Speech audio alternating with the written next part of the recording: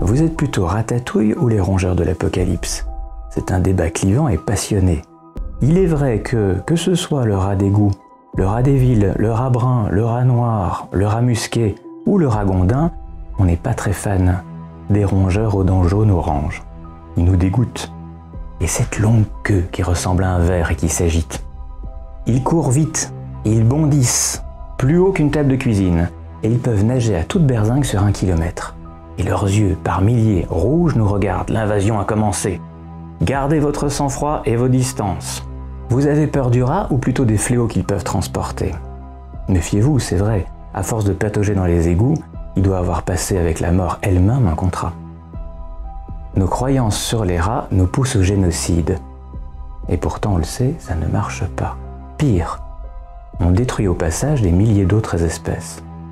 Nous pensions tout connaître sur ce rat brun qui partage avec nous les villes depuis qu'on les a inventées.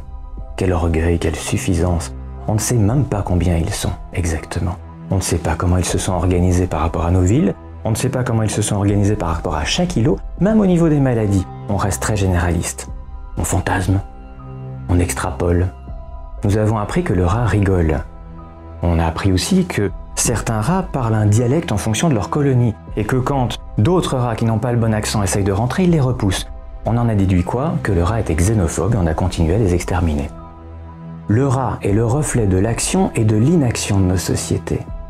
Alors, on continue à vendre des armes ou bien plus courageusement, on revoit notre politique de déchets, on revoit nos politiques urbaines de développement en évitant la gentrification, celle qui repousse la pauvreté dans les marges, et on revoit aussi nos lois qui mettent les propriétaires devant leurs responsabilités sur les conditions sanitaires qu'ils doivent à leurs habitants. Ne nous trompons ni d'ennemis ni de combat.